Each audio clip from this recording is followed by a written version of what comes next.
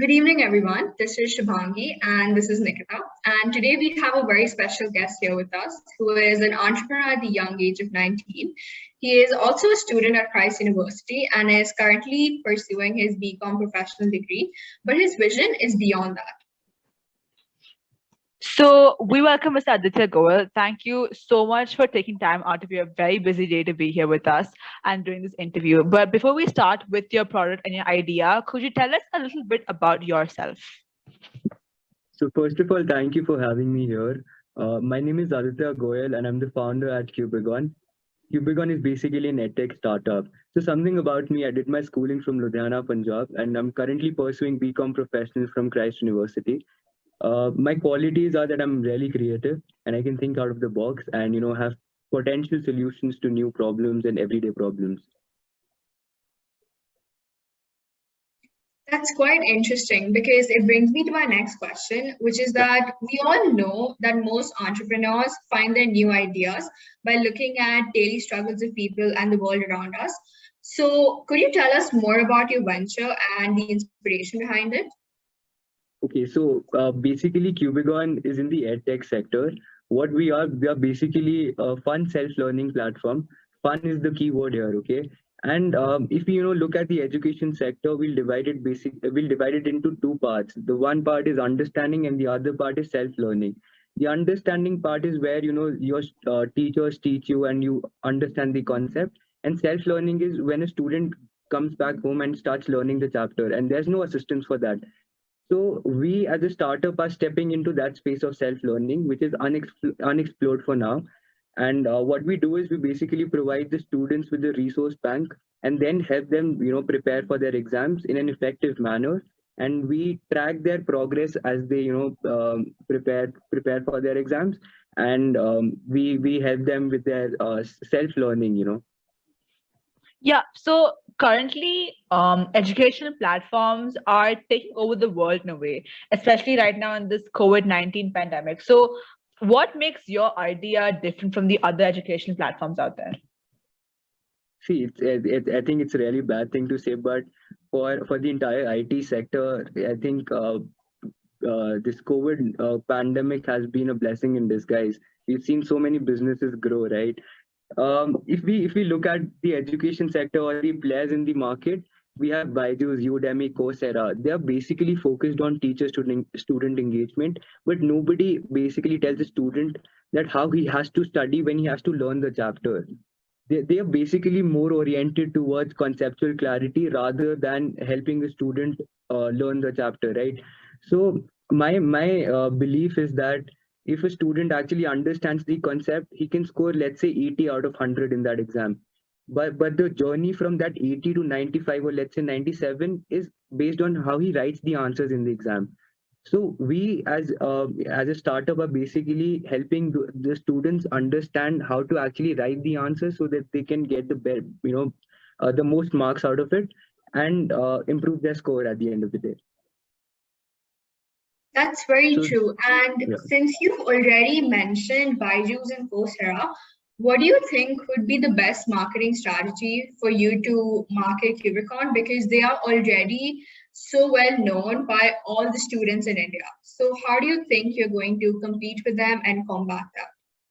See, first of all, it's very critical to understand that Byju's is not a direct competition; it's an indirect competition. We're not in the teacher-student engagement, which Byju's dominates. We are basically helping the student learn the chapter, right? So there's a distinction there. Secondly, about the marketing strategy, I think education sector at large is very beautiful. You don't need to understand what specific niches are there of different people or target audience. You just have to focus on Instagram marketing, social media marketing, like primarily Instagram, because that's where you find people of our age group. And you don't have to basically design your posts or market it based on certain specifications like their likings, dislikings.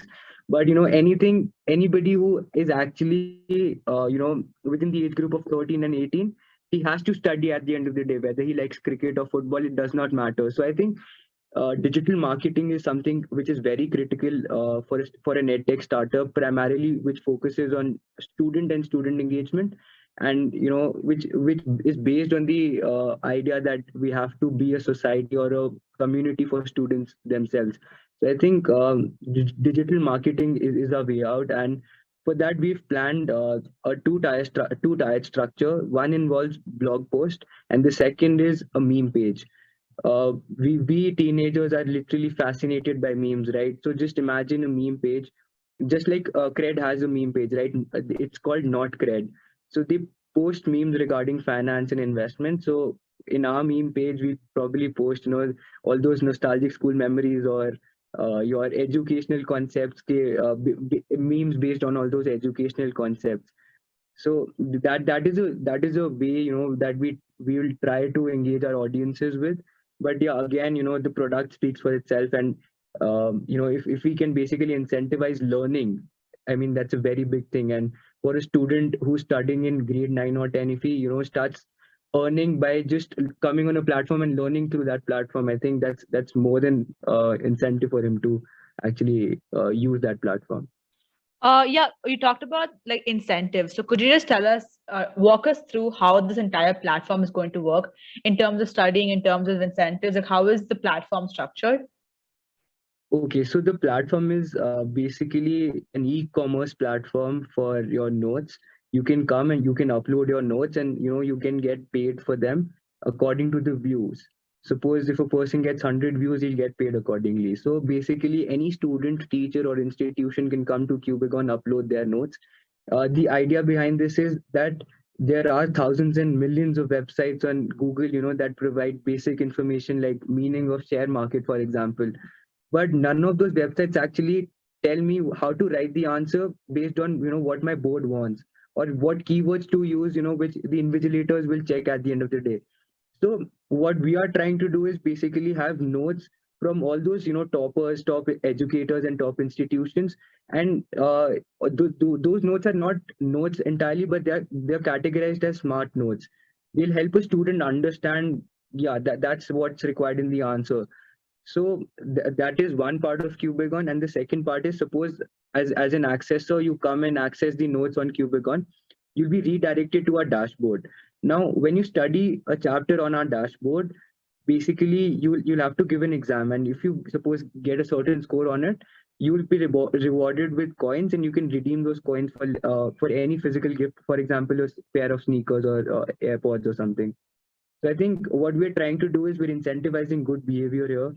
We're trying to instigate a student, based that, yeah, he has to study daily, and we're trying to inspire him to actually uh, be one of those front benchers and actually make notes, and he can basically can start earning through the notes also on Cubigon. So we're trying to inspire him both ways, that yeah, he can start earning by whatever he does in class, and secondly, he can also basically get a gift out of whatever he learns at home. That's great. And now, so when we talk about your business plans and its highlights, how do you plan on like sourcing funds of this? Like, would you approach any venture capitalists, or would you like how is your entire since as you talked about the dashboard, you need to earn those coins to actually get those physical gifts, since that's your unique selling point. So how do you plan on doing that? See, first of all, I think there's a new wave of startups in India, and everybody is moving to become an entrepreneur. So I think, yeah, I mean, first we thought of keeping it bootstrapped, but I think the kind of exposure we want with this website, or the kind of engagement we're looking at, I think we'll have to go to a venture capitalist, and we are in currently talks with two or three of them. And I think the funding first round of funding will be complete by February end. That just got delayed because of the COVID, and I was not physically present in Bangalore, so that delayed the funding. But yeah, I mean, it is something which is required at the end of the day for a startup to grow, because you can invest money, as much as you want to, but you require a substantive working capital, and I think only a VC can bring that. Plus, just to add on to it, I think the goal is not to have just one of the VCs, in the Indian eco startup, is in the Indian startup ecosystem. But what we're aiming at is, getting a person who has that kind of exposure, or who is well known for brand building to actually come on board with us, so that he can share his insights with us and help us grow. So now that we talked to you about the funding, what phase of your business plan is the product at right now? See, before I answer that question, I think one matter needs to be addressed. That is, see, I started on this journey in June last year, and it's been around 8 9 months, and still we're in the ideation stage. I mean, it's not something that I'm proud of, but the problem is that our education system actually does not teach us, how to build a company, or actually do a startup, and which needs to be addressed at the end of the day. So for the first 4 months, I think I just used to have sleepless nights working on Cubigon, and thinking of the exact concept. But once I came to Bangalore, I think I met a few of my college friends, and we networked, and then they got on board with Cubigon, and they're now working on Cubigon. So I'm glad to share that, yeah, we are past ideation. We are currently making the website. We have a team of 15 members who are actually coding the website, because the kind of dashboard, or the UI that I'm telling, it's actually not easy to build, right? It requires a lot of coding and intensive coding. So yeah, we are doing that, and we'll try and accomplish it by May, and we're planning it to launch in, let's say by May 15th. But I think, yeah, it is something which takes time, because it's relatively new to me and everybody, and we have to balance out on the college life, our personal life, and work on a startup. So I think I'm pretty proud of where we are, but yeah, I think this is one issue that needs to be addressed with respect to the education system. I can't believe you said you're embarrassed at the fact that you're only in the ideation stage when you're an entrepreneur at 19. But sure. Yeah, let's go on to the next question.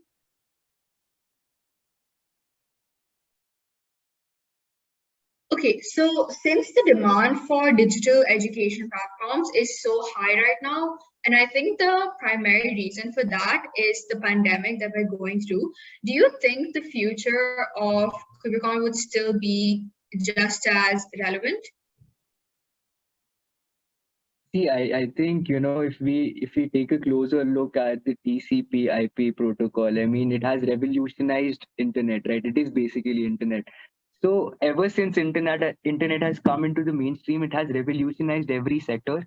But as always, education sector does not see changes. I mean, it's the most stagnant sector. So it saw the change at the last. Yeah, but I mean, again, it is a blessing in disguise for people like us. I'm not saying that pandemic is nice or something, but I think it has led to a great increase in the IT industry itself.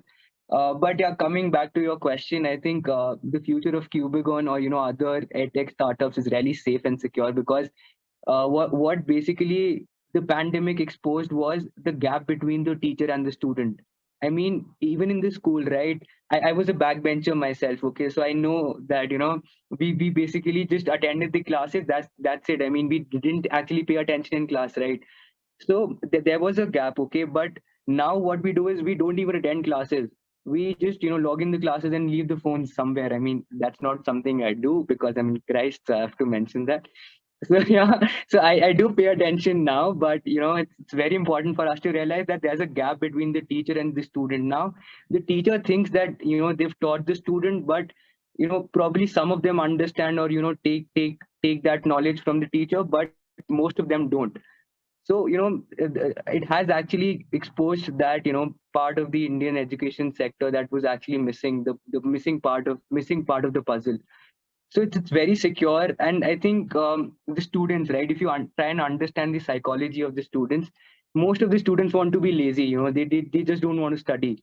So if we can actually reduce their burden by being a platform where they can actually learn by having fun, I think it's a really safe place to be in.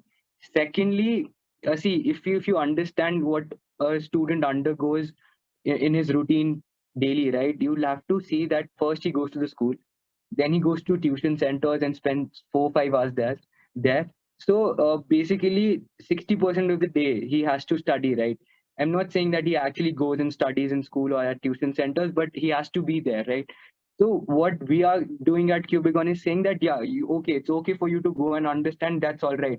But the part where you actually start learning or, grasping knowledge, that is time consuming. So we are basically reducing that and helping the student learn effectively in that respect. So we're trying to not make him lazy, as we call it, but yeah, we're trying to make him effective with respect to his studies. So now he has to spend 4 or 5 hours at tuitions and come home with zero knowledge of the subject. But now if he comes and studies on Cubicon, probably he can spend 30 minutes, 1 hour on Cubicon, learn the actual concept and get something out of it. So as a if you understand this, the kind of human behavior which revolves in the education sector, you'll understand that, yeah, I mean, it's a very secure space to be in, and the future for obviously IT and ed tech startups is really really prosperous and something to look out for. So our final question is, as someone who has studied the market, as someone who has come up with his own product, where do you see like education and digital education in the future? Like where do you see the entire world globally heading towards in terms of education and digitalization? See, if we take a deeper look at the unicorns or the startups that have come recently, we see that a lot of people aged between 20 to 25 have done that. And with all of these technologies like blockchain, NFT, people who are aged 17, 18 are earning in billions and trillions. I mean, that's just shown us that there's a lot of potential if you go out and explore yourself. So with respect to education, I think what Indian education system is currently doing is basically giving you 5 subjects, you have to learn them, or cram them and you prepare for exams and give the exam. That's it. But if we actually come up with a model where the students can actually where the students actually enjoy learning, and where they think, yeah, that they want to start learning and reading about different things, there's a lot of potential. I mean, you can just if you take a deeper look into all of these NFTs, blockchains, that are going around these days, there's a lot of potential. And the education sector is very very competitive. Every student has to score the most of the marks to get into the best of the universities and then at the jobs, right? So if we have to, I mean, study at the end of the day. There's no going back from education or studying. I mean, you can't just say that, yeah, I don't want to study anymore. So you have to study in order to have a career, right? So now what we're doing is we're basically settling for the boring or traditional form of education. But I think as we progress and with the new education policy and everything, I think we are moving on to a society where the students are actually keen on learning, keen on reading about different things. And if we kind of if Cubicon basically does contribute even 1% to that change in the mindset, I think we've done more than enough. And if we train students to actually start enjoying while they are learning and start earning while they are learning, I think we are building a great amount of armed force of people who are ready to take on the world and just revolutionize the world. That was amazing. Thank you so much. I think this comes to the end of the interview. Thank you for sitting here with us and talking to us about this product. It truly does sound great, and we can't wait to see it progress further. So that's all for today. Thank you so much for sitting here with us, Aditya. And yeah, that's the end of this. Thank you. Yeah, thank you so much. Thank you for having me, guys.